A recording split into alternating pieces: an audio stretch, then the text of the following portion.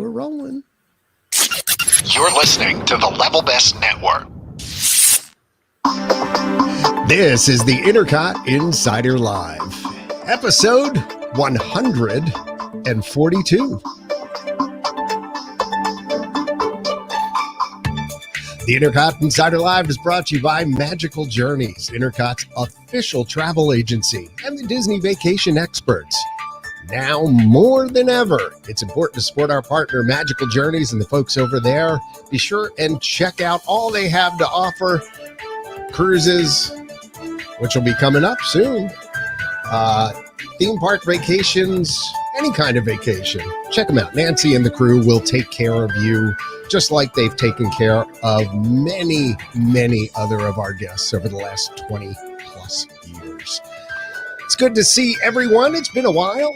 With me tonight, we've got Ian, who's part of the normal INTERCOT Insider Live crew. We use the word normal very loosely, John. Yeah, well, this is true. Regular, maybe, would be. We're debuting. He used to be known as Mini Cheese on the INTERCOT discussion boards. Oh, I get it. Big cheese, mini cheese. Big cheese. Wait, that I can't point. I get confused. Mini Cheese, Andrew Jaglenski. This is my son, Andrew. Hello, everyone. Say hello. Yes, Andrew's quite a Disney fan, as you would imagine, growing up as my son.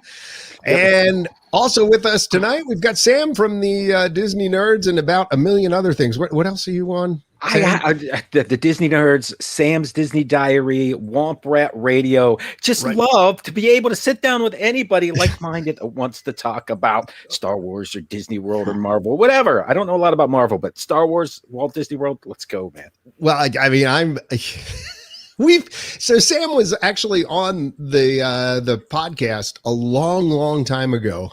We were at the Three Rivers or the Three Bridges Bar and Grill in the Coronado Springs, if I remember it. Exactly. We were, and I forget, that was during, I think, some sort of media event that was going on at the time. Rise of the Resistance. See, he's got a better memory, and now it's coming back to me. Okay, good. I was looking for the video, John, because there's video of you and I riding Rise of Resistance. Oh, actually, it's on. I can tell you right where it is. On your YouTube? It's on the Facebook page. It's the background video on the header image. Nice. So if you go to facebook.com/INTERCOT, you can see us riding the ride together. Nice. And I was trying to figure out, was that the press event or was it the earlier one for? We have us like with the backstage in front of some sort of cardboard cutout thing or something. So was it? There were a few. I mean, you and I. We rode the Tron. Well, we sat in the Tron lightsaber run car before that was out in the public. We got to do that. There was a whole bunch of cool stuff. We tasted some food and wine. Oh man, it seems like yesterday, but so long ago. That was probably Food and Wine Festival, Flower and Garden Festival 2018 or so.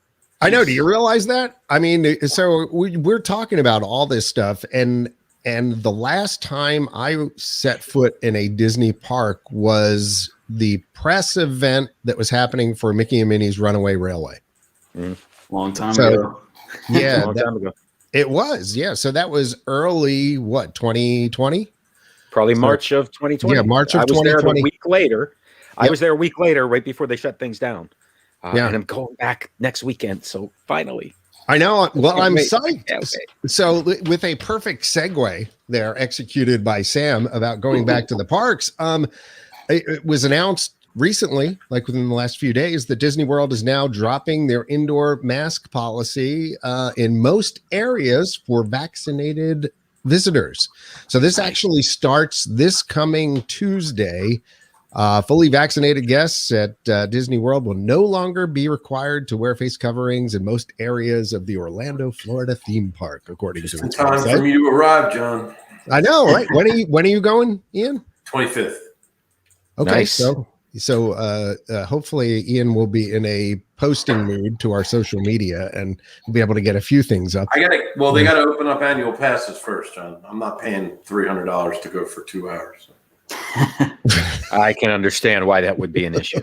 Well, is that guidance for the rides or is it for the shows too? It said basically that it's indoor or outdoor. So the park had been enforcing both indoor and outdoor masking until May 15th when it dropped the outdoor mandate. The change came shortly after CDC eased its masking guidelines, saying they were no longer needed to wear face coverings in most indoor situations. So the only places that you still will have to bring your mask in a pocket for would be anytime you feel uncomfortable, I guess. But Disney transportation, including buses, monorails, and believe it or not, the Skyliner too, I guess, because it could be in a shared cabin pretty close. But I think that's a big part of it. Yeah, but I'm not sure I really understand, though, if you can ride a ride next to somebody. I mean, are they still going to have the plexiglass partitions on the rides and things like that, in a week or so? Or I don't know. Well, I think they only seat you with your party on the attractions, right? They still don't make you sit with strangers, as far as I know. I mean, but somebody could be a row behind you, right? I saw something that they're starting to do that actually. That was part of this announcement. Earth, they were sitting people in, from separate parties. Okay, so here's what's interesting, Ian. Go ahead, if I can. Sorry, John. Yeah. No. What's interesting right now, because the plexiglass might still be there, but they're getting to 100% ride capacity, which means you will be mixed with people. Right. But yet they're limiting park attendance to maybe 35 to 40%. They're not really telling us the number, which means right now you can go into a park with less people in it and have full capabilities in the attractions. And I think it's perfect timing for if you're going down and I'm going down. Oh my goodness. I think it'll be the shortest lines we've ever seen because of those two things. I'm waiting to hear, Ian. That would one would hope that would be the case. Yeah. I went a couple months ago and it was empty when I went, and that was like during spring break. I was able to get on everything like twice in the park. Most of what I heard was that the parks were empty, but the lines were still reasonably long because, to your point, Sam, they weren't filling the rides to capacity. So even though the parks were quiet, the wait time. But on the flip side of that, there's no fast pass. Well, no fast pass. So, that makes the standby lines move a lot more quickly. So which may never come back in its current form. I saw some interesting stuff going on there. There's lots of rumors flying around right now. Yeah, the last time I read it sounded like they might do a hybrid though, right? Like some of them would be available to like people who paid a premium, and some of them would be available to people to book same day if there were some available. Yeah, I mean, I wouldn't mind that personally if there was sort of like the Universal thing where you could buy express pass. It's the same question though. Like if you're an annual pass holder and a resident, like how does that work? Like I got to pay some extra fee if I want to get a fast pass? Like I don't know. Or is it going to work like California does with their pass system, where you do. But theirs is cheap, right? It's not that expensive for them. Well, I mean, Max Pass is $15 a person, 1.5. Yeah, that's cheap. Relatively cheap. And you can get one pass at a time, right? Really expensive. Like sometimes Universal's pass is more expensive than the ticket. It's based on capacity. It fluctuates based on the crowd. So when I went, express passes were $200 over Christmas and New Year's this year. It was really crowded. Yeah. And so we thought we had free passes. We didn't pay for our passes. So I thought, well, what the heck? I'll pay for it was like $400 per person. And there were 6 of us. I was like, maybe not. Yeah. So I rode Men in Black like 14 times, and that was about it. Well, I mean, to that point, Ian, my wife and I went one year during it was the holidays or something, and it was crazy. And we just said, you know what? What's our choice? We either pay the money or we don't get on anything, and we're here. And we paid the money, passes, right? Though, John, we had already paid for. So see, if I was buying passes, I probably would have done it. But I had free passes, and I was like, it's free to go in and do whatever I want. I don't know if I want to spend $2,400 to get. Like, I really didn't care. Yeah, I don't know what the price was. It wasn't that expensive, but I remember thinking $300 crazy. It was like $300 and some dollars a person. Well, that's with tax. It was going to be almost just short of $400. That's probably insanity. I'm thinking way back when we actually did it, it might have been $150 a if it was person. 150, I would have been on it like that. Yeah. No doubt. Right. That would have been, especially not having paid it. I would have paid $600 without a question. Right. This is when things were reasonably priced, I don't know if we'll be able to say that after. No, right? I It's don't. interesting because you're kind of talking about the new normal. I hate to say it, but that's what Right. it is, right? What is the new normal for FastPass, especially with all this talk of the Genie that they've been talking about since D23 Right. Expo? Yeah. Right? Genie is a system for managing multiple virtual queues simultaneously, Right. so that you as a user go into My Disney Experience, you set up what your itinerary is, you use the Genie, which is essentially doing fast passes for you for a day. I mean, that's interesting. So What's it's like that gonna AI cost? or fast passes, or it's kind of like sort of that. Yeah. It could be. And we're hearing things like you're walking through Magic Kingdom and Genie pops up and says, hey, you're pretty close to Winnie the Pooh and that line's short. You should go ride that now. Right. That'd See, be that's what interesting. they talked about way back when, John. Remember? Right. That was their Right. rumor. Jeez. I mean, I want to say Long it was time. like 10 years It was ago. like at least. about, well, I mean, it was at least 2 years ago, Actually- or almost 2 years ago. They announced it, right? Yeah, I but mean, you know what? 'cause You know what? Here, I'll take you back. Pal Mickey. It was Pal Mickey. My son has one of those in his closet. I still have one. Hey, You got one, Andrew? All right, my son's it probably was the same age supposed as to you. tell you when you were close, like, hey, friend, the line for the Haunted Mansion is really short. Right. You know, right, like, right. and it never did that. But that's where I first heard that rumor was Pal Mickey was Right. supposed to do that. Well, the Genie is supposed to do that. We'll see what happens. It could. Brings Now, back see, so many I could see memories. them making that a pay service, right? To get access Maybe. to the Genie for your trip, you need to spend, I think $19.95 per person per day or something. honestly, Or you need to be staying at the Grand Floridian. Yeah, or you're right. Yeah, you get it for free if you're at a deluxe. Yeah, maybe. Right. I think COVID has changed all the rules. They are resetting a lot of stuff, and I think these are the kind of things that maybe before it might have been all resort guests were going to get it, and now maybe they move it to the deluxe resorts, like Universal does with, you get their version of fast passes if you stay at the deluxe resort. I have to be honest. I'm okay with that because right now the delineation in value between the deluxe resorts and the moderate resorts is pretty narrow. I mean, location, that's about it. Location, yeah. Right. Yeah, but I mean, like if you're staying like at the beach club and you're paying $600 a night, it'd be nice to get a little perk for that. Some sort of perk. Get 6 fast passes versus 3. Right. And we had heard that would be rumor. fine. I mean, that would be a great way to do it. Yeah, that actually, I think that would be all right. Disney's problem is no matter what they do, people are going to be angry about it. Someone will be, sure. Yeah. Oh my goodness. Just like the real world, I guess. 50% of the population is always angry about something.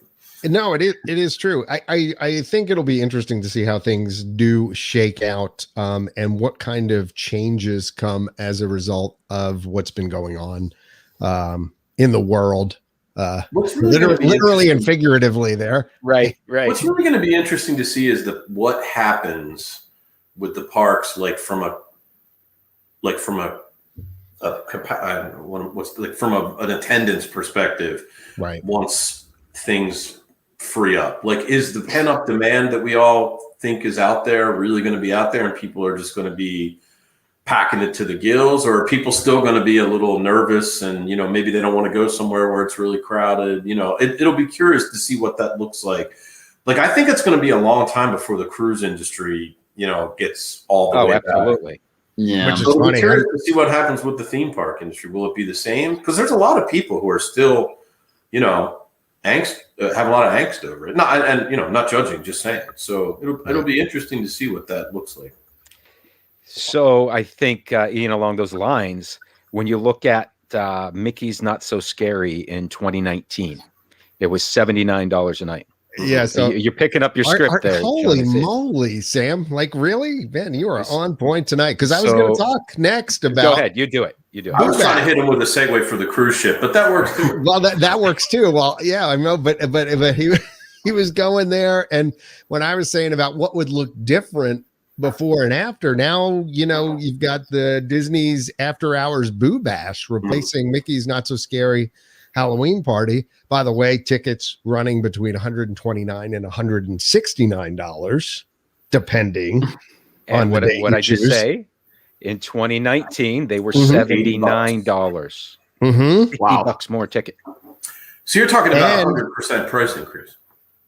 Yeah. on select nights, yes. Mm-hmm. Well, what about Halloween night, John? Do you have that number? No, well, I don't know. When I looked it up online, it went from 129 to 169 on the dates that were listed. Halloween night is $199. Oh, well, so that's more than 100% increase. Well, that's just that one night. That's for October 31st. Now, at the same time, is it fair to compare Mickey's Not So Scary to the Boo Bash? Or do you compare the Boo Bash? Or do you compare it to Villains Tonight, which was the after-hour villain event? See, that's what I was going to ask. Is this more of an like because the party no parade, thing, right? No parade, no fireworks, but you get the free Mickey bars and the free soft drinks and right. I don't know. So you get select. No parade, no fireworks. You left me behind. I was thinking the same thing. I'm going to watch the fireworks. And the parade. I mean, the Not So Scary Halloween Party parade's the best parade they've ever done, as far as I'm concerned. Well, also, can I just so totally agree on that one as well. But can I just say, if they don't limit the dang capacity to this thing, there's no way it's worth anything close to that. I mean, as somebody who went there on for a press event and things like that, and I took my wife there. And I remember that and telling her how great it was. And this is such a fantastic event. And it was so crowded that night. And I mean, these are the kind of things these are fantastic events. Like when the parade comes and the fireworks and all that kind of stuff gets going. Yeah. But if they're not capacity limited, which I mean, at least back then, they were starting to get to the point where it just was too crowded and the value had kind of gone out of it to where it was. Now, that being said, on some of the earlier at the events than it was during the day in the park. I mean, way more. Right. But what I'm saying is going to the park during the day and leaving before the park, because it was the lines just got ridiculous. Yeah, the earlier events were worth it. Of course, then you're celebrating Halloween in June or something. I'm kidding a little bit, like mid to end August. So they do start a little early. But then at least you didn't have the capacity issues. The closer and closer you got to the event, it just seemed like they needed to put a cap on it. And I'm hoping that actually, quite frankly, I'm just going to say this: I would rather pay more to have less people in the park. Yeah. Because the $80 was, in my opinion, I mean, look, the parade and fireworks are awesome. So I guess I can't say it was a waste because I would have paid $80 to see the parade and the fireworks. So I didn't. Yeah. But as far as the actual park experience went, I mean, it was kind of rough. So I'd rather pay $150 and have it be limited to half the number of people that were there before. I'd be happy with that. If it's $150 and it's the same crowd volume. So I think that's the question, right? How do you make the same money? You have half the people, you charge them twice as much. You made the same amount of money. Yeah, I mean, quite frankly, that's what they kind of have to do, right?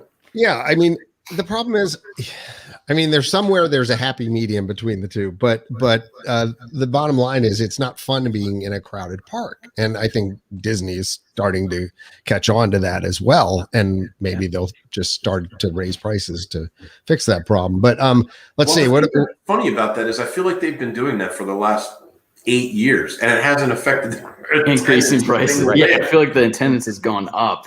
Yeah, it has. The more the prices have gone up, I feel like it's become almost like a status thing now, and everybody has to do it. Like I know people that go to Disney World now, like every year, at least once a year, that never went before. But all of a sudden, it's like a thing, like all the upper echelon of the economic society, all of a sudden they're into it, man. They're always. Yeah, I think that has to do with social media. Yeah, I think so too. Yeah. Everybody, now it's all about and it's a one-up thing. Like my, right.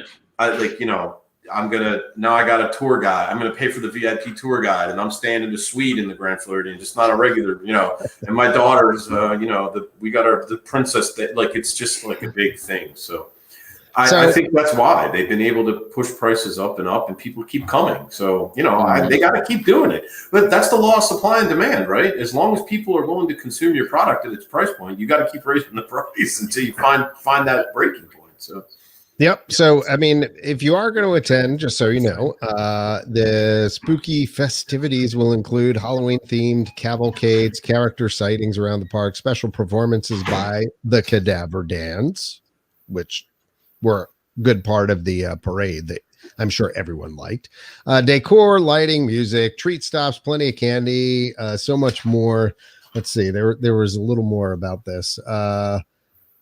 Special cavalcades pop up through the night. Mickey's Happy Halloween Cavalcade is going to happen. The Disney is it cavalcade now? Yeah, I know that's like a new thing down there, but I haven't been. Well, it's got, I'm not sure what it means. Disney's Villains Halloween Cavalcade and Jack's Nightmare Cavalcade, which features Jack. I mean, a cavalcade is just a kind of a parade, isn't it?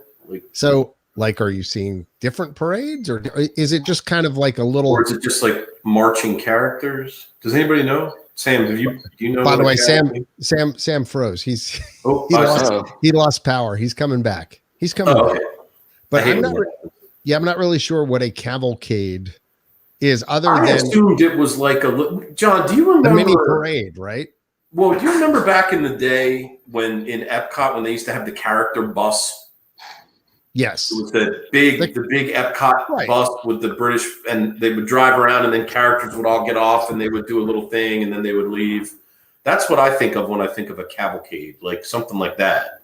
Yes. Well, I mean, by the way, those buses used to be actual transportation that you could ride from the front of that was a long time ago to the back of the park. Yeah. I mean, like you could ride the boats, they would have the buses, and you could ride the buses. But then I think they realized that the walkways were rather narrow in certain spots around there. Yeah, it was a little. But yeah, they would have the character cavalcade, which basically was them driving the bus through, and the characters were on there, and they're like dancing and singing to music and that kind of thing. And that's about all that was.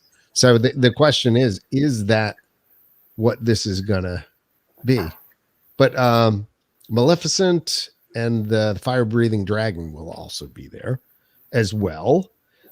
You've got the Miss Carlotta at the Haunted Mansion, as she always is during these events. Sitting out front on the grass. Have you ever seen her talking to you?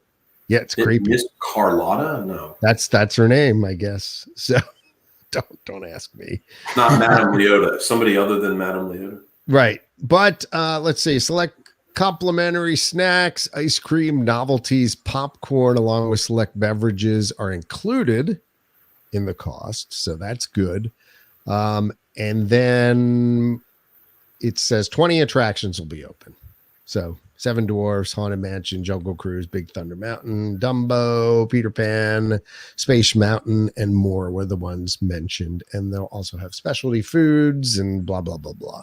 So you also get admission to the park as early as 7:00. So that is. So wait. Admission to the park. Does this include park admission, or do you still have to have a valid admission ticket?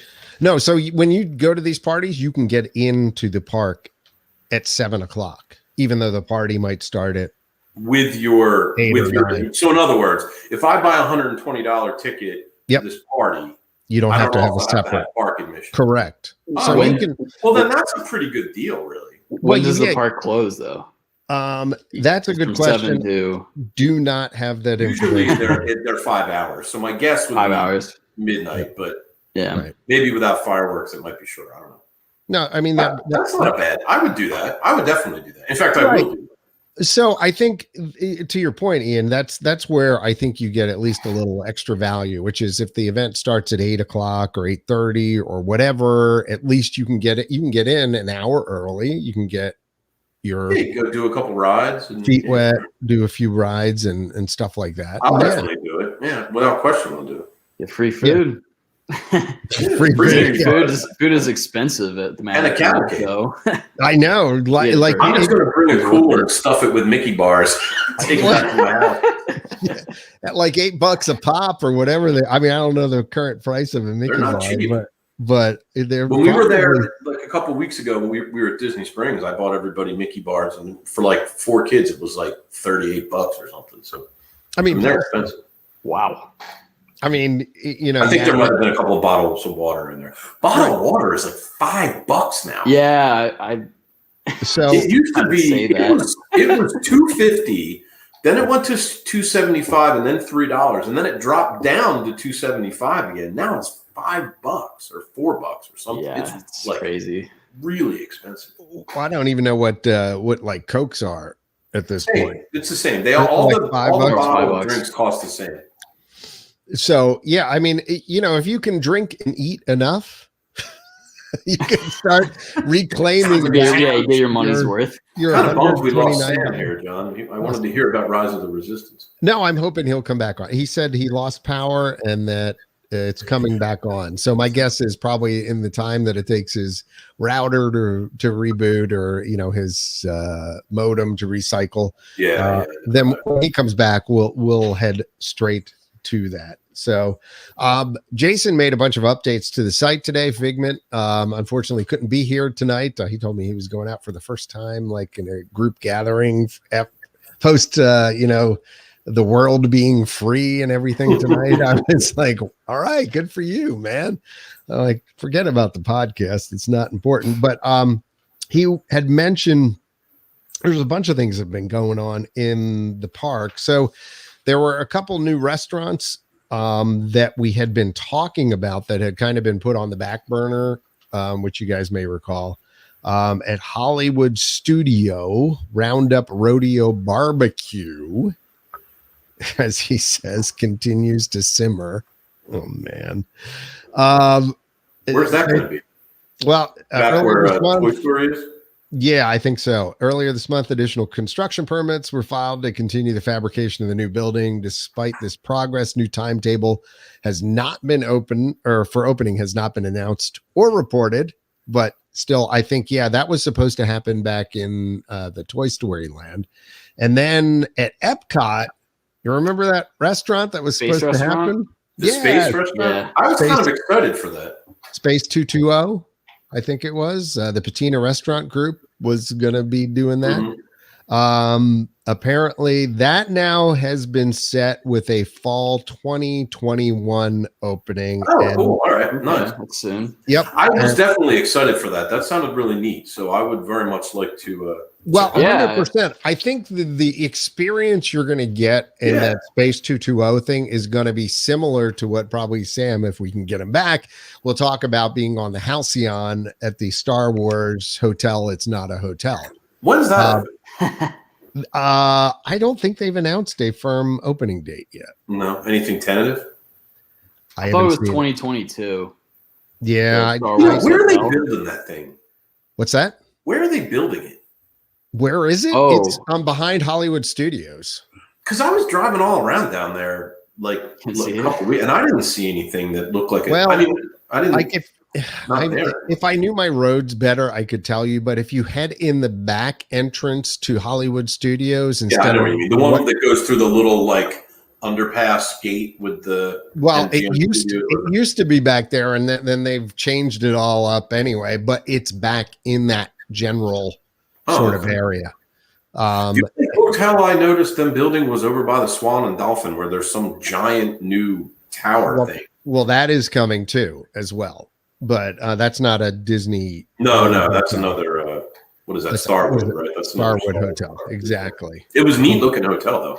Yeah, exactly. But the Star Wars Hotel, you could see them working on it and things like that. But again, haven't been down there in so long that I don't know where things stand. I would imagine they're pretty darn far along on that. And I just saw a teaser for it online on the Disney YouTube channel.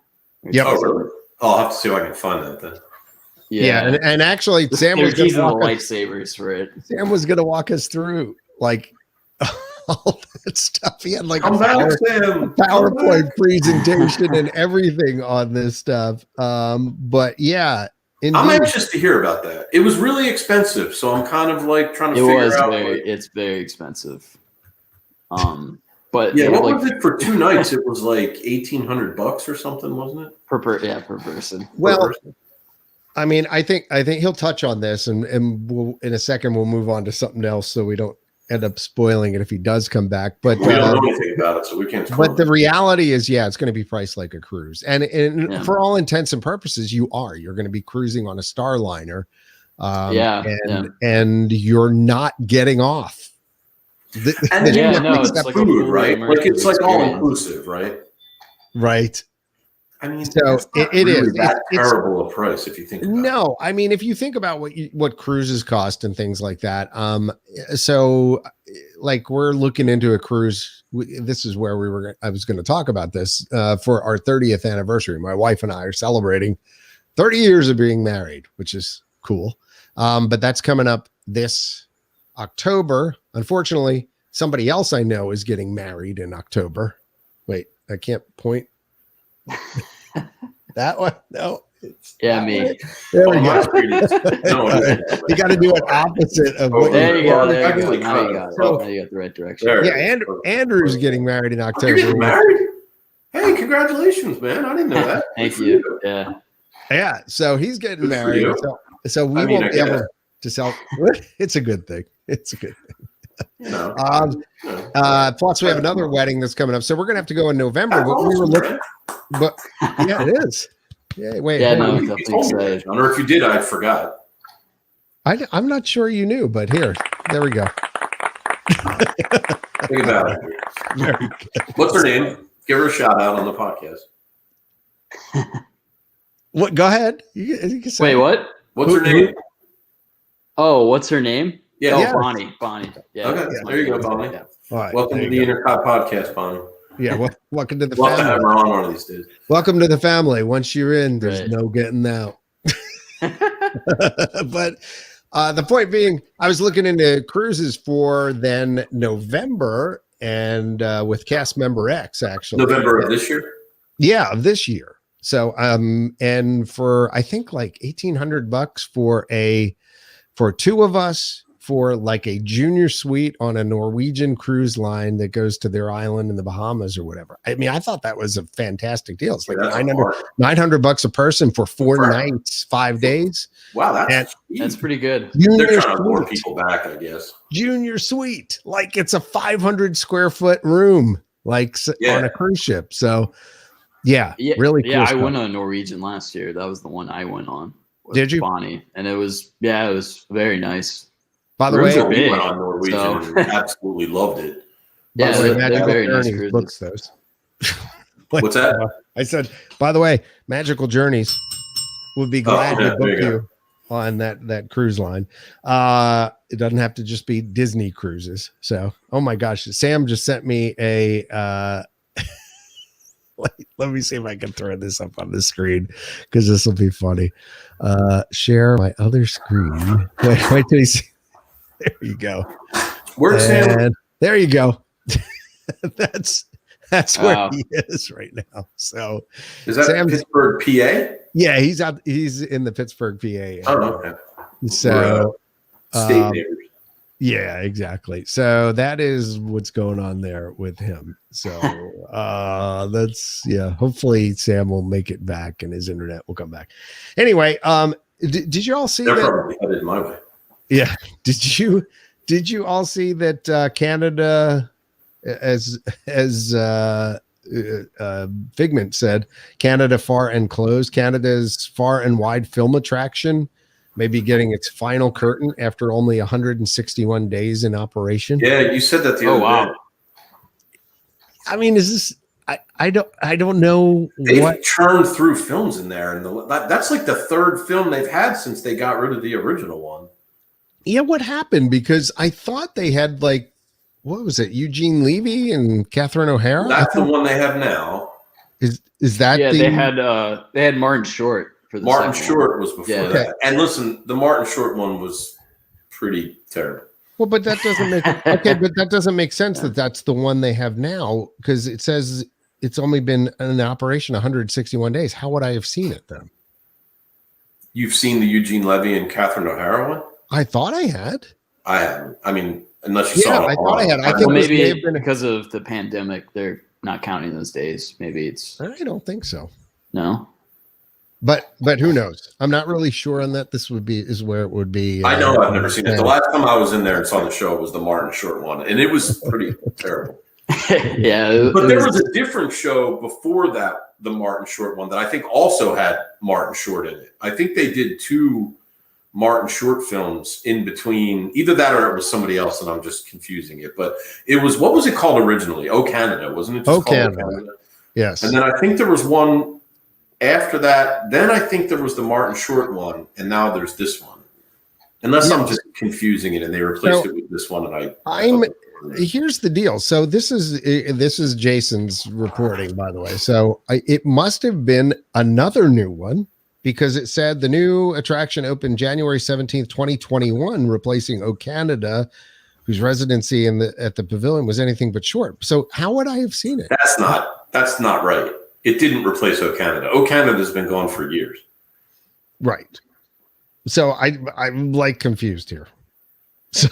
So if they're getting rid of the show, are they going to replace it with anything? Has there been any update? No, there is. Apparently, this has not been publicly announced. It shows Canada far and wide ceasing operation on June 27th, 2021. Calendars currently show the middle of August without a reopening date. So it's just closing down, not coming up. And then, of course, Jason points out that this is not the shortest that things have ever lived. If you look at Stitch's Supersonic Celebration, I remember that. It lasted 52 days, apparently. So I don't even know what that is. Yeah, I don't know what that is. I'm not sure either. But the point being, apparently, even if it was the one that I saw, which maybe I saw it, like if I would have seen it, it would have been at the Mickey's Runaway Railway opening in early 2021. Something is off about this because even the Wikipedia page for it listed as Canada Far and Wide. Right. And it says replacing O Canada, Canada Far and Wide is a feature with updated sequences, a new musical score by Canadian composer Andrew Lockington, and narration by Canadian actors Catherine O'Hara and Eugene Levy. Okay, so I know that did not replace. But when does it say? When does that say that it debuted? Does it list that? Does not. It's a very limited. Oh, wait, I'm telling you, I saw this. Canada Far and Wide says it debuted January 17th, 2020. See, there we go. Okay, so we're off. Jason's off by a year or so. I remember seeing it when I was there at the press event. Even so, why is it going away after a year and a half? It was good. This is not right. Something is off about this because I know that I saw a movie in Canada starring Martin Short. Correct. Oh, okay. I know what it is, John. What? The Martin Short show was still called O Canada. Oh, okay. So it must have been like a revised show. It should have been like O Canada. I think that's what I'm thinking of. Canada 2.0 or something. I mean, they should more like O Canada negative 2.0. Weren't years ago they were going to replace it with like a Brother Bear kind of attraction? Yeah, that was heavily rumored for a while. Yeah, and then they stopped that ride or something like that. It was like a raft ride, kind of like I guess like California. I think they realized that nobody really saw Brother Bear, and so they just. I love that movie. If you haven't seen it, I like the Phil Collins soundtrack, you know. Yeah, was that Brother Bear? I thought Tarzan had a Phil Collins soundtrack. Did he do Brother Bear too? Yeah, he did Brother Bear. He did Brother Bear. Seriously, I did not remember that. Yeah. Seeing Genesis in December, John. I remember. I know we need to see. By the way, those Genesis and Phil Collins fans, you might want to catch them on tour coming up here. Your last chance, probably. I got tickets. I'm going to see him in December. At the Spectrum? No, Spectrum. Definitely not the Spectrum. Spectrum 2. Yeah, you're right. There was it was a Phil Collins soundtrack. With Bob and Doug McKenzie were like the mooses. Yeah. That film's old. I didn't realize it was almost 20 years old. Oh my gosh. Okay. 2003. All right. Yeah, I saw it on like a streaming service the other day. Just maybe. I forgot about it for a while, but yeah, that was made in that stretch when Disney made some really, really bad movies. Yeah. I think we scared Sam away. Chicken Little, yeah. Ooh. Yeah, that was a genuinely bad movie. That wasn't like bad by Disney standards or bad. It was just a bad movie. Yeah, that was a bad movie. Some of the movies made in that time frame got a bad knock though. Like I actually liked Atlantis. I thought Atlantis was a good movie. I think that's an underrated movie. Yeah, me too. I like that movie. I like the art.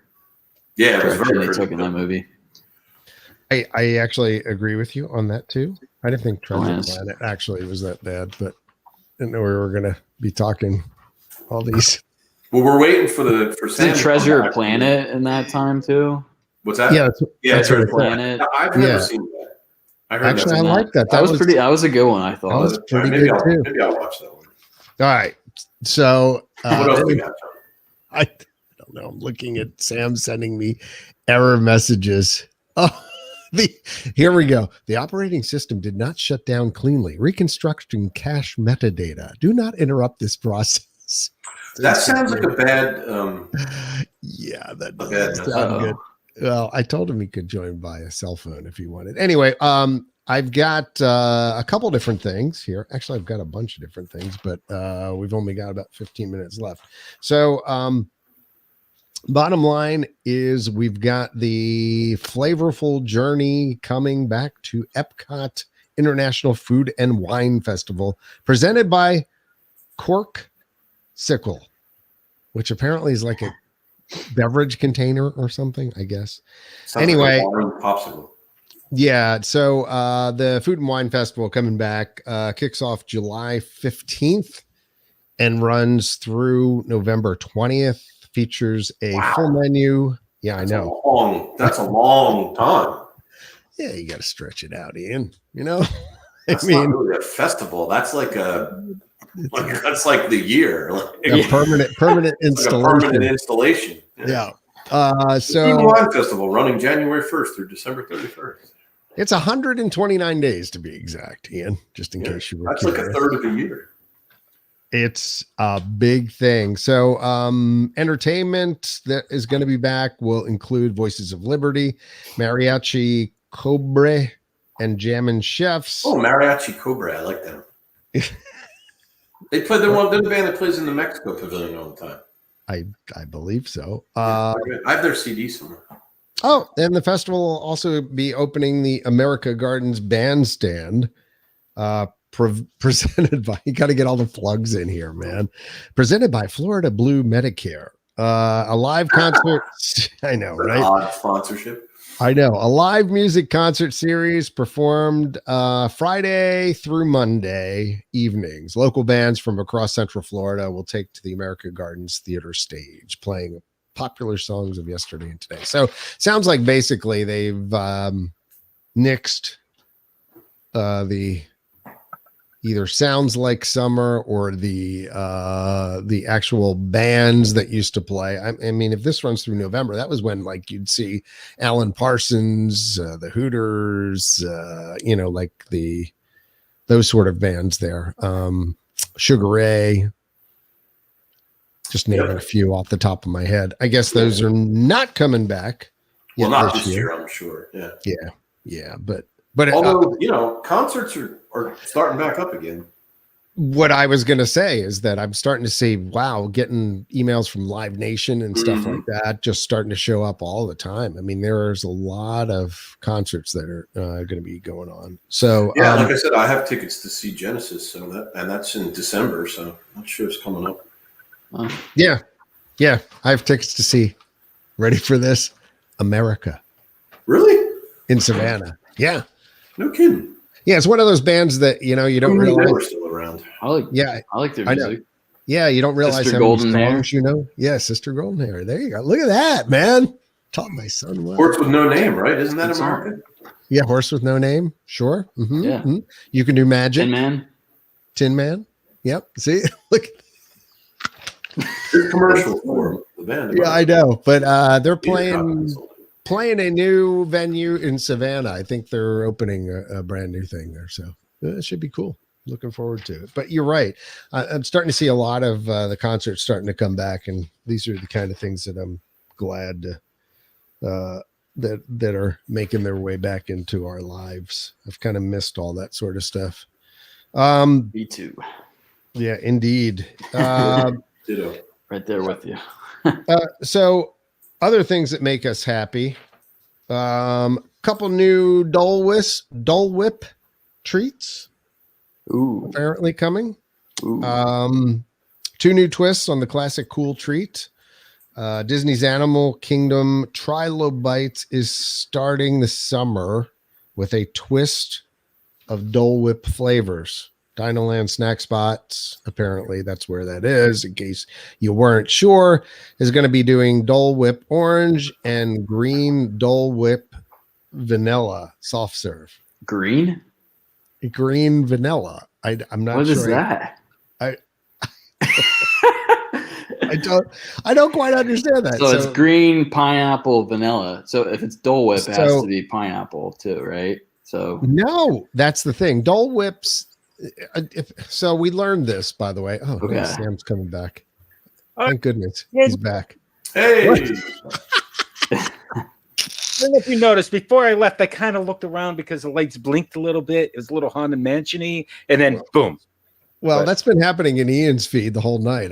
He's kind of been like doing that sort of thing a little bit. No, but I was wholesale. Well, Sam, we went to our C material in Dole Whip. Dole Whip, the winner of the Disney Nerd Snack Madness tournament in March, by the way. Right? Really? Okay. We had well deserved. Well, Sam, see if you can make any sense of this. Okay. Which is a Trilobites twist is going to be made in Animal Kingdom, apparently, with Dole Whip Orange and green Dole Whip Vanilla. Green vanilla? That's what we all said. That's all I needed to hear. I mean, if it was mint, I'd be okay with it. I'm not. I don't know what's going on. What flavor is green? Like lime, it's just mint. Mint is what I think. But it's vanilla. So basically, they're doing orange and vanilla, but it's green. I don't know whether they're thinking dinosaurs were green and they're trying to go with the theme there or something. But, where are they doing that, John? That's at Animal Kingdom, you said? That's in Dinoland at Trilobites. Trilobites, which I'm is sure that's it. If it's a Dinoland thing, they're just dyeing it green, so it's right. All right. So it looks like the Triceratops spin or whatever. There you go. Heather just says nope, vanilla dyed green. There you go. Yeah. Okay, Heather, you are correct. Thanks for playing along. Well, I was explaining that Dole Whip Dole makes a bunch of flavors. Yes, they do. And so Disney only really has done relatively small amount of flavors in the Dole universe. But if I went to a local Yogo shop here, they have like 4 or 5 different flavors of Dole XYZ, whatever. The local one by me, John, is a poster, Dole Whips, and all the flavors along the bottom. And there's like 10 of them. Right. So to that end, Disney Springs also is going to cool down your summer by, let's see, now through September 6th. Marketplace Snacks is serving a secret double watermelon Dole Whip. Okay, that sounds really good. If it's secret is not on the menu, that means it's not on the menu. Top secret treat is made with Dole Whip watermelon soft serve filled into a watermelon wedge topped with chocolate chips. And the off-menu item is priced at $5.99. So make a note of this, kids. Dole watermelon whip soft serve with a watermelon wedge. It's the double secret Dole watermelon Dole Whip. Okay. Okay. So, I'm just saying. I'm the outlier here. I think that sounds good. I might try. I really don't like artificial watermelon anything. Like I don't like You're watermelon. getting it in a slice. But I don't like artificial water. I don't like artificial watermelon, and I don't like artificial banana. Neither one of those. That was the whole point of the Dole Whips, that they actually were made from real fruit. Well, it doesn't matter. I don't like real watermelon. All right, artificial. All right, before we lose Sam again, Sam. Yeah, let's make sure we get. I want to hear this so much. I was just looking at the Dole Whip flavors because I did a quick Google on it, and there's a lot of them: orange, strawberry, raspberry, mango, pineapple, lemon, lime, cherry. There's tons of them. There are tons of them, and all of them are delicious. Yeah, and by the way, it's all at dolesoftserve.com is the product information, and you too, with the right equipment, can produce your own Dole Whips. Oh, sweet! That'd be nice. When I get rich, not only am I going to have a new pair of socks every day, but maybe I will have a Dole Whip maker machine. Like when you say a new pair of socks, you mean like literally a brand new pair of socks? Yeah, we've been over this many times before on this podcast, Ian. In fact, Gary O'Brien has quoted me recently. You need a little help with your dreaming. That he often thinks about. Some people want Ferraris or homes in the house. Do you know how I'm just gonna say this real quickly. Low bar. Do you know how good a fresh, cushy pair of socks feels the first time you wear them, right? Mm-hmm. Well, when I become rich, every day it's I can see that. I'm not even judging. I think that's not a bad idea. And then you're just gonna throw them away. Would they be Bombas? I might get. Well, the Bombas are not bad. I do like them. I actually own some of their pairs, and no, you know what? I would probably wash them and give them to. Yeah, right. Just donate them. Donate them or collect something. a big garbage bag full. Just throw them away, or I'd use them to wax my car or something. What I like about Bombas, you buy a pair, they donate a pair. I do microfabric socks. I like it. I do. I do like that. So, all right. So I guess we're starting with the Wish then, huh?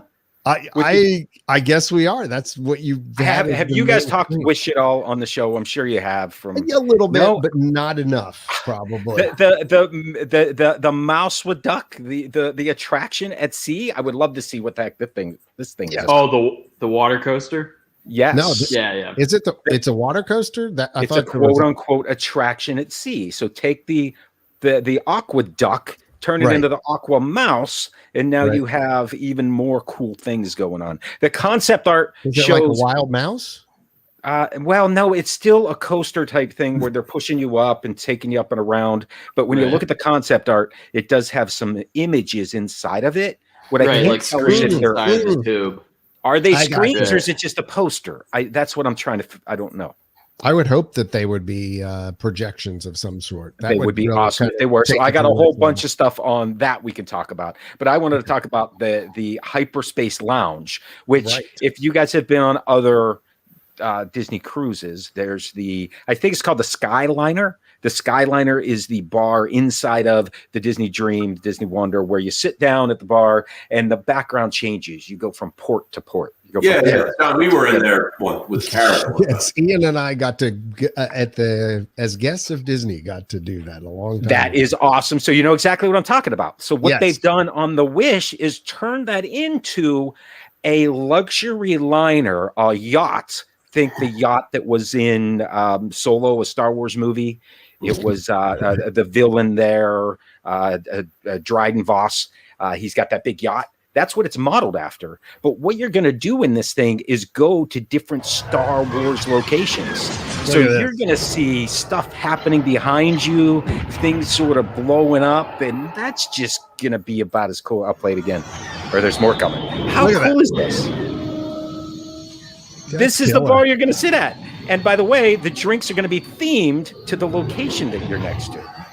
Oh, and I'm sure it'll be in surround sound and stuff will be like. Can I get a large milk to go, please? Right. So along those lines, they also, StarWars.com told us the destinations that this thing would be going to. So if you're a Star Wars fan like I am, I'm just going, oh my God, this is awesome. This is awesome. Sam's head's exploding. Yeah, it absolutely is. John knows that. So Disney Wish Star Wars destinations, and we're not going to go through all of these, but it's going to go to Coruscant, and you're going to see all these ships in Coruscant, including the Halcyon. I'm going to come back to that because the Halcyon is the Star Wars Galactic Star Cruiser. That all ties back together, which is really cool. Is that your one 2-hour beeper there, John? No, that's my.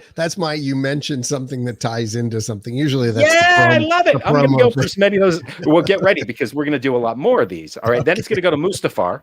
When you're in Mustafar, of course, this is the planet where Anakin and Obi-Wan dueled it out, and we saw Vader's castles there now. So there's a whole bunch of TIE things there. Both the Lambda and the Delta class shuttles. That's basically Krennic's shuttle versus the Emperor's shuttle, which is really cool. Then it's going to go to Batuu, for crying out loud. Well, Millennium Falcon. Okay. There you go. You got the Millennium Falcon. You got all of the Resistance gunners around Batuu, which is really cool. Then we're going to get to Tatooine. And on Tatooine, we get to see the Razor Crest, the Mandalorian ship. This is crazy. This is crazy. The story group at Star Wars and Lucas have done such a phenomenal job tying all of this stuff together. It's just amazing. While you're sitting there, you're going to see all this.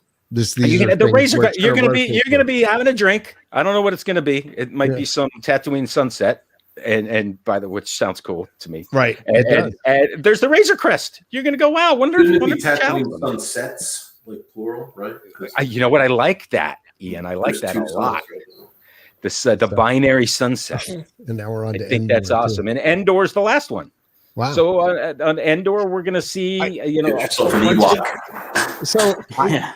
Sometimes Disney does stuff really right, and this is like crazy how detailed that this little lounge on a ship, a cruise ship, is going to go to all these destinations. Yes. I mean, that's just insane. Somebody worked in the studio somewhere producing footage for hours upon hours of making this happen. Just kudos to them. You're absolutely right. And it all ties back together. So what I wanted to do in the next 5 minutes, because I know we're a little bit over, talk about the Halcyon really quickly. And I think Amanda says, but Sam, I thought the Razor Crest got blown up. Well, it did. And I think so in this particular context, not only, and here's how I'm going to phrase that, not only we're traveling through time, or traveling through space, we're traveling through time too. Okay. Because I don't even know what that means, but what it means is we're going to jump back and forth through canon, and we're going to be at different points where maybe something is a little out of place, because you're really not going to see Krennic's Star Shuttle and the Emperor's shuttle in the same time. But I don't know how they'll play this out. I think it'll be cool. Okay. So tell us about what's coming to Walt Disney World. And all right, before I do that, hold on one second. I need to stop my share for a second so that I can jump ahead in my timeline here, and then I'm going to share it back out to you, because I got a bunch of things. Because first thing I want to do, and it's exactly in line with Amanda was saying, is talk about timeline, because I think it's important. Where everything appears. So where you're going to be in the Star Wars universe when you board the Star Wars Galactic Space Cruiser. So let's talk about that. Which is not a hotel.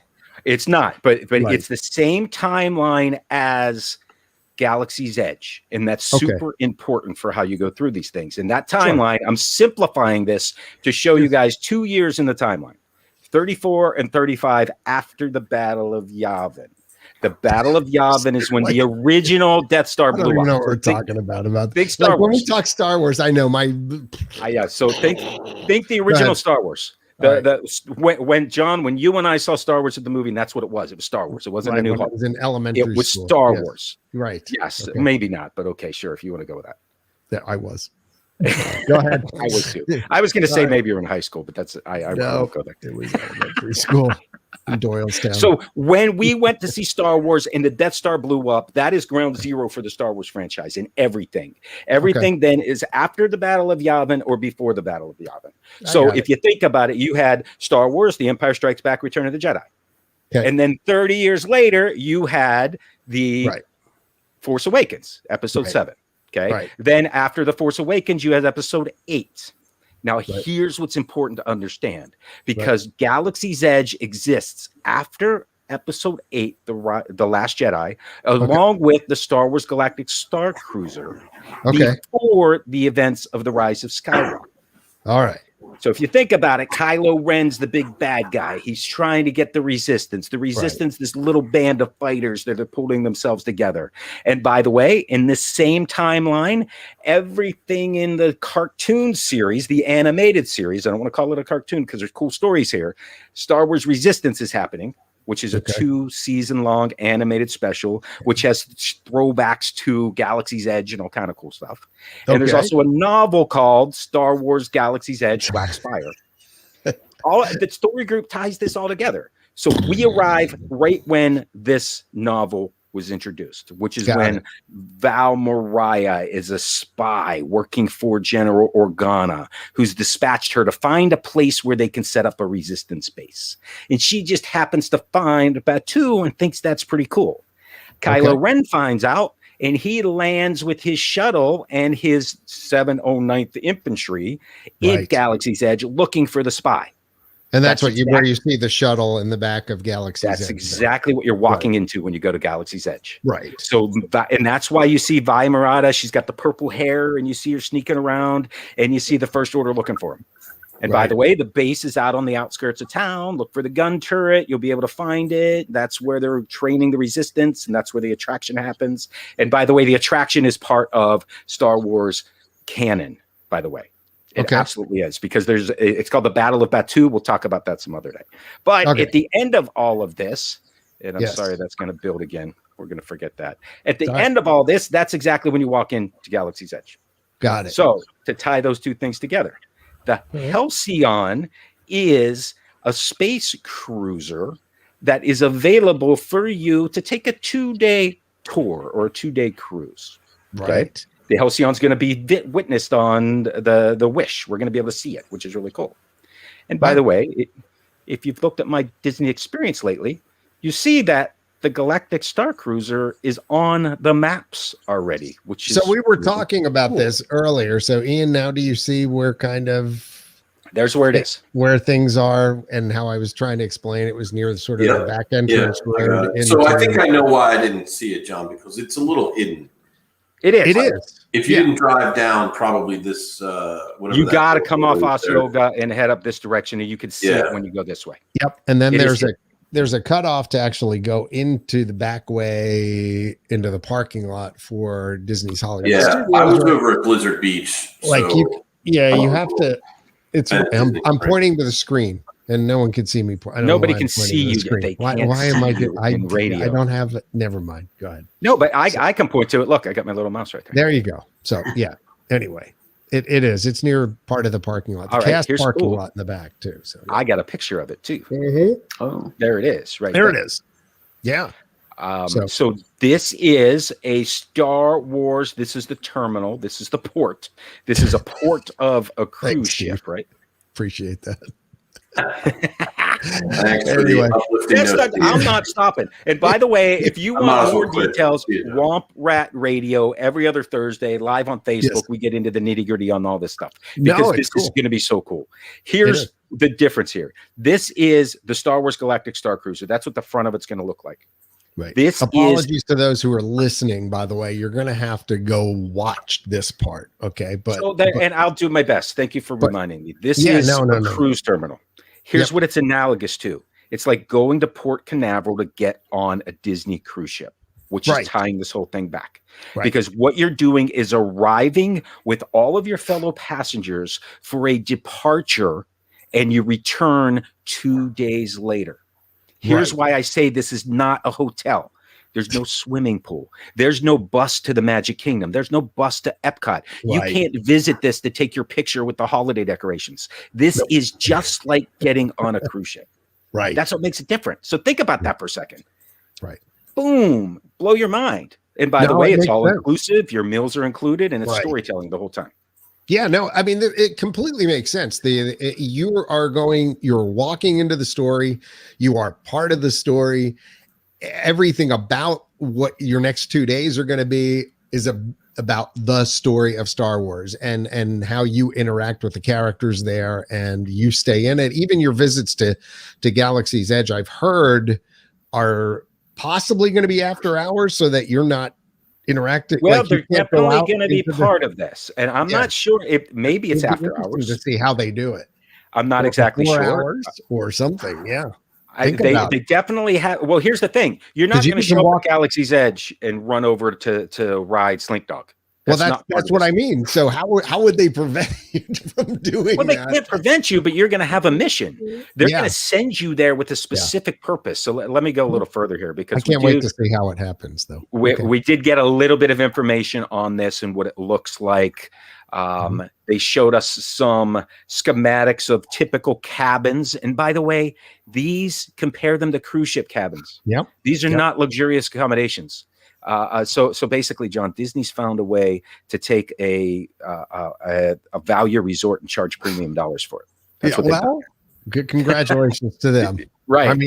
I mean, but at the same time, at your value resort, you don't get a window that looks out into space. You don't. Right. You don't get transported into the Star Wars story. You don't do. You're exactly right. And by the way, you are in the story. There's a bridge. There's a pre-show area. There's a terminal. The courtyard. There's a dojo. There's first class cabins, which are sort of your upgrades.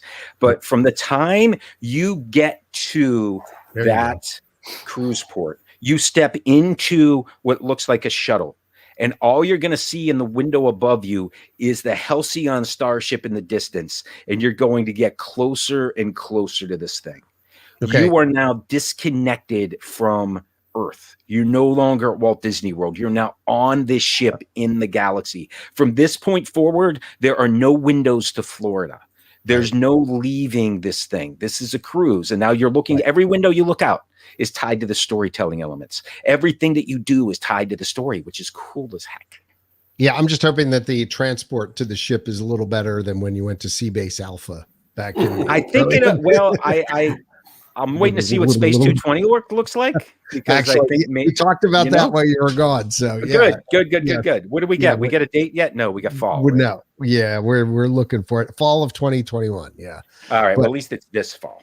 But I would imagine that the level of execution that they do there will tell you what this is.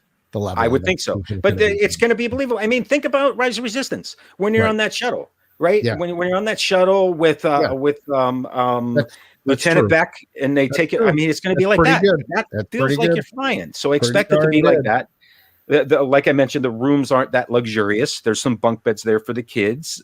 There's a lot of game playing elements in here. One of the game playing elements is the saber trainer. Right. This is the lightsaber. This is what we saw at their event with the saber, the fully retractable lightsaber that they showed us in a media event. Yeah. With the tagline, first available on the Galactic Star Cruiser. Yeah. That looks cool. Cool stuff. I can't. Is that VR or is that just like? I am not sure. It looked real to me when they showed it. I think there is some virtual reality here, but I don't know what it is. Let's put it this way. There's a ton of patents. They said you would be able to buy it, but only on this ship. That's right. So you're going to be able to bring something home that must be a lightsaber that fully retracts. It looked pretty cool. So have you guys seen the patent for that? Have you looked at it at all? No. It sort of looks like, and I happen to have one here. It sort of looks like if you take a tape measure and you sort of look at the mechanics of how the thing works, it sort of looked like two of these back to each other. I mean that kind of like I could see that. Cool. Right?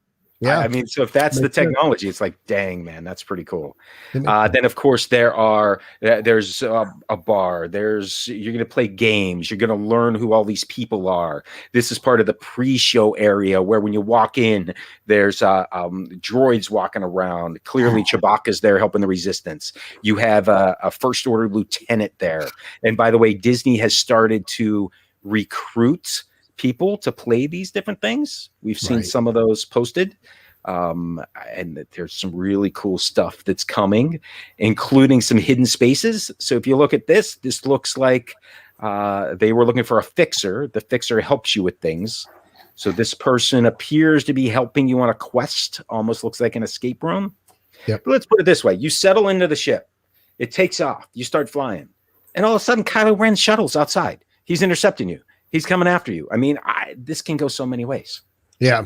It'll be interesting, and I would imagine the reason why they're hiring people at this point is because the story will be fairly intricate. So it's going to be there the whole time. And look at some of this concept art. There's so many Star Wars characters here. I don't know if those are people in cosplay or if those are cast members. That's a good point. But there's a galactic superstar here at the end that's singing to you. That's part of the dinner show. This is also part of the dinner show. Yeah. You mentioned before that you're going to get in a shuttle, and the shuttle is going to take you to Galaxy's Edge. This is some concept art of what that shuttle looks like. And look at it. There's no windows on here at all. It opens up. You walk in the door. They show a BB-8 unit in there, which is kind of cool, or a BB unit. And this is what takes you to Galaxy's Edge. You get off at Galaxy's Edge, and you need to do something for the story. So, hey, Kylo Ren's after us. He's tracking us down. You need to go to Olga's and talk to her. You need to go to Doc Ondor's Den of Antiquities and talk to the person in the back. There's so many cool things they could do here. But think about this. It's amazing, if you ask me. John, Yes. we got to do this. I know, right? I know. You and me. Just you and me. Dude, it's awesome. And I'm in if you want to do it'll it. be Let's do it. Disney Cruise Line 2.0 again. It basically I, is. I definitely want to do it. We got to go. We got to do it. Yeah, I think it looks awesome. Right? It does. Yeah. We'll bring Andrew along for laughs. You Sure, his wife will You love always it. need I'll, a shirt, right? I'll definitely join. That's not a pillow. Those are pillows.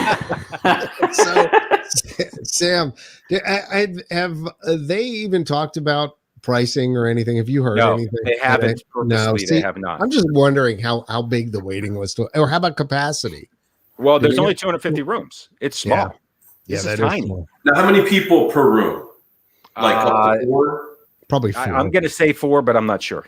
They haven't released those details. So it's like 1,000 people. Like 1,000 Right. people. Yeah. Yeah, that's probably Every 2 days. probably Right? Every 2 days going through there. right. Well, that's the only thing, is that it is a quick turn on all that kind of stuff. So yeah, they'll be able to. Well, but if you think about it, this isn't, like I mentioned when I started, this isn't a hotel. This is an experience. You go here for 2 days. Then when you come back, you get in a shuttle and you go over to Grand Floridian and you spend the rest of your vacation. I mean, how long are they going to be backlogged on this? I mean, it's a great question. So many Star Wars fans, and I just wonder, they release the dates, they're going to be booked for 2 years solid. Well, I think the price is going to be a big deterrent. And what's your guess, Sam, for what they're going to charge?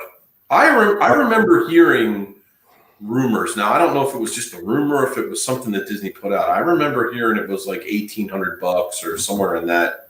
Yeah, we're talking like $700 a night per person, double occupancy. Okay, that's cheap though. Like compared to what? I mean, that's cheaper than $1,800, John. That's 14. Well, that's $700 per person per night. Yeah, no, that's what I was talking about. I thought it was more than that. 14. I would spend $1,400 to do this, no problem. And I know every Star Wars nerd I know would do the same thing. Yeah, I can't wait to do this. So, and here's some. I know people that would probably book it for 4 nights instead of 2, like, and just do it all. Just do it back to back. Yeah, like do it back to back. But I don't know how that would. I don't know. So here's the call list. We'll call it that, and I'll go through this really quickly. Rey and Kylo Ren. This is what was on Disney's job site. By the way, those are the descriptions and what they want. Yeah. So clearly, there's going to be some fighting involved because stage combat is a requirement. Martial arts and hand-to-hand combat is good. Yep. Rey and Kylo Ren. Then you have the captain of the Halcyon. Yep. Which is a Pantorian. That's the blue person, like a Grand Thrawn. A cruise director. Of course, you could be that, John. Cruise director. She's a human in her 30s. Is it Julie? She's a human in her 30s, so maybe. There's a ship mechanic, which is kind of cool. Andrew, you could do that. A youthful late teen to 20s.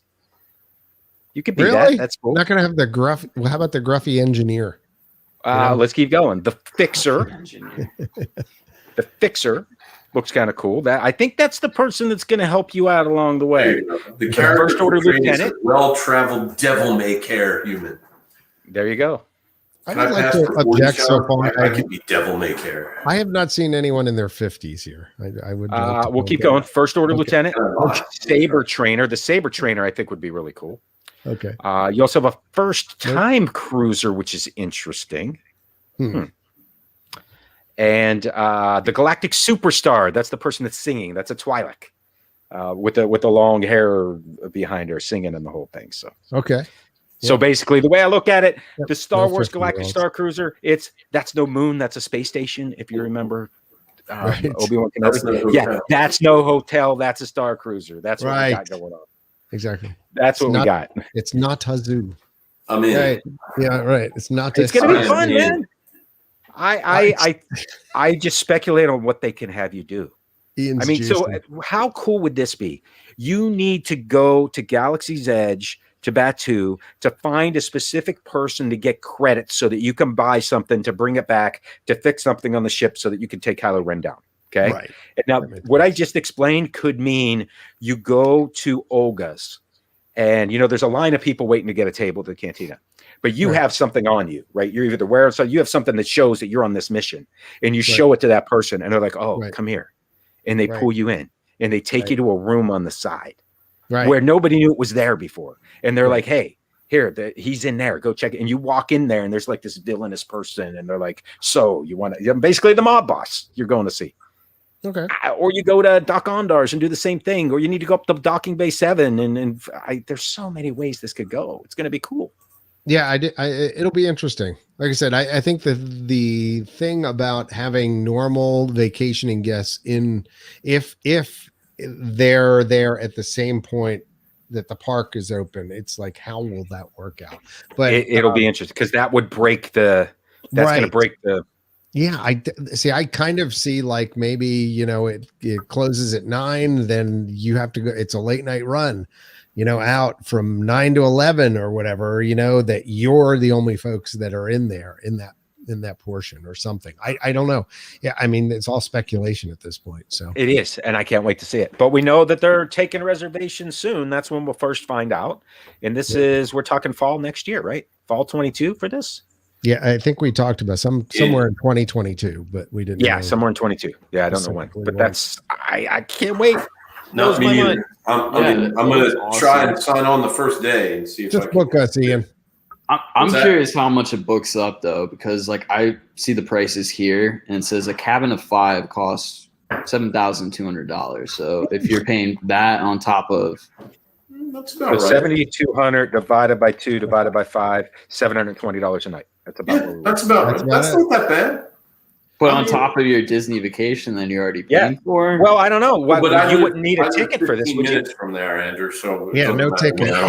Right. So you don't need a park hopper. No ticket needed. No, you don't need, and you get all your food's included. All your food's included. Yeah. No park hopper. Actually, if you really stop to think about it, if you're staying on Disney property. Don't go. You're giving them ideas. Stop. It's more expensive. It's grotesquely overpriced. How reasonable it is. No, it's cheaper. It is. You spend the hotel's $500. It's sure to be $1,400 a night by the time it launches, and we can blame you. Right. Now, here's what I want to see, and everyone else wants to see, and I'll throw this out there. Then we'll leave it at that. Mm-hmm. There's a ton of speculation out there. So I showed you a timeline. I'm not going to get into the longer one, but I have a timeline of all the Star Wars events and what's happening. But basically, we know that at the end of The Mandalorian Season 2, we're not quite sure where Grogu went off to, Baby Yoda, but he sort of went off into some place. If you look at the timeline, it would put the child at about 75 years old during the time of this. Okay? When I say this, I mean Galaxy's Edge. Right. Yoda became a Jedi Master at 100. Yeah. So it's very possible we could have Grogu meet and greet inside of Galaxy's Edge. And we could also have the Mandalorian, who would be 25 years older. We don't know what happened to him yet. And we won't until Mandalorian Season 3. It's very possible we could meet Mandalorian and Grogu in Galaxy's Edge. And it fits the timeline. I can't wait. Well, see, that would be cool. That would be cool. We don't know what happens to man. I know a lot of people are like, oh no, he's not alive. We don't know that yet because Mando Season 3 hasn't happened. It's going to be who's fun. not alive? The Mandalorian in the timeline of Galaxy's Edge. We don't know. Could be. He'd be like 65 years old. Yeah, he'd only be like 65. Yeah. I mean, he definitely could be young. And how easy is that to put somebody in a suit with a little animatronic child next to him? If you've seen that baby Groot that they got running around, holy cow! Yeah. Make that the child. Oh man! If they have the child there, I'm going to have to take my daughter, which now all of a sudden it's costing me $3,600. Well, you have like 18 kids. So maybe I'll just FaceTime her from the thing. Look, it's good enough. You and I go. You can just send pictures. I mean, if you thanks for hanging on. I'm down. Yeah, no problem. I'm doing it. We got to get O'Brien to come. How do we get him out of his little? Gary O'Brien. Yeah, come on. Get Grandpa Gary down here. I'm not sure how that happens, but we'll figure a way. For Star Wars, it might work. It's all good. All right. Anything else from anybody? Because we're already over time.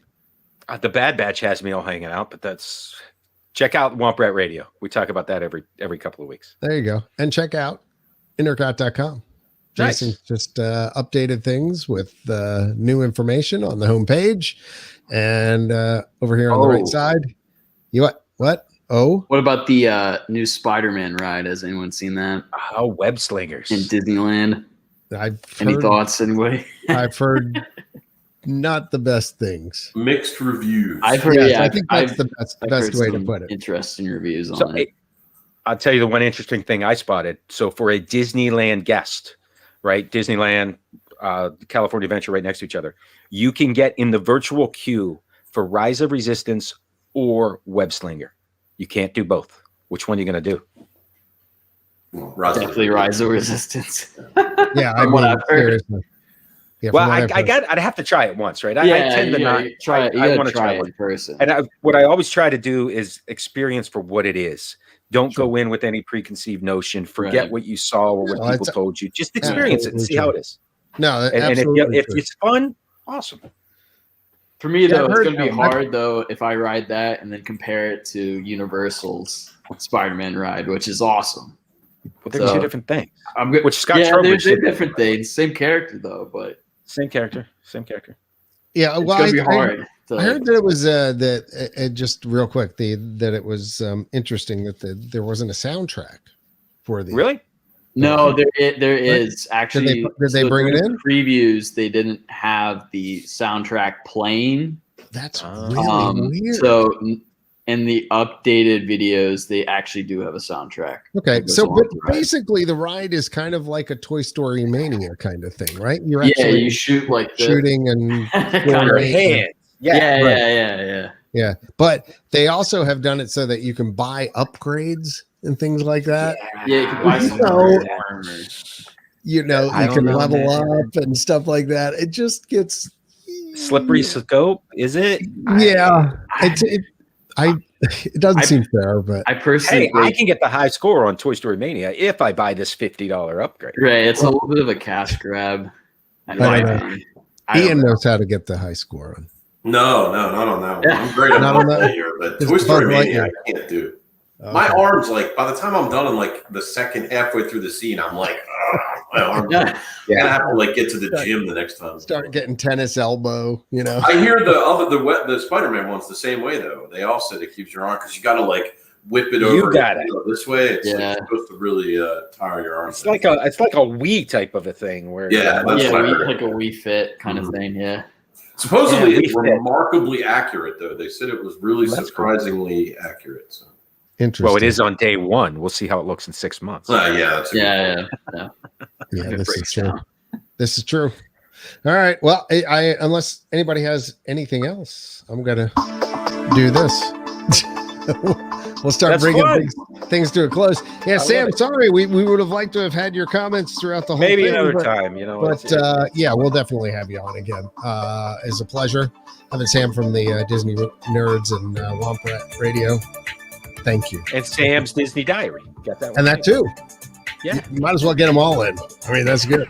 Good. Also, thanks to my son, Andrew, Mini Cheese, for showing up tonight. Thank you. Ian, thank you. Thanks, Sir John. For being here tonight. And I am still John. And Pointing is really tough. Opposite way. You have to remember everything is opposite of what you're doing. But be sure and support our sponsors, Magical Journey. Nancy and the crew have been with us almost all of our 20 plus years of being online here. A big thank you to them sticking with us even through the COVID, which is, amazing. Shout out to Nancy for helping me out with my recent trip a couple months ago. She's and very the thing helpful. is, the reality is they didn't just help Andrew because he's my son. They just do that. That is what they do. One of the best around. Give them a shout out. Give them a chance to book your vacation. Cost you zippy nothing.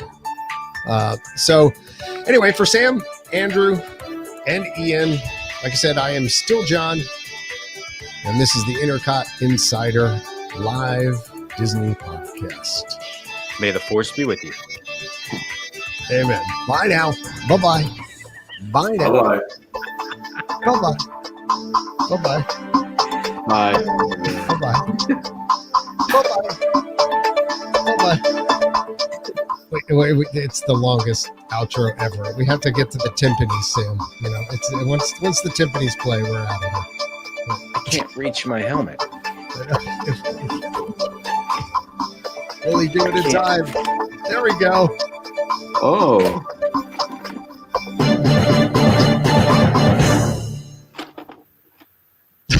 Whoa. That's awesome. So cool. That's cool. Bye, everybody. Thanks for tuning See you in. guys. Thanks. Bye now. Bye-bye. Bye-bye.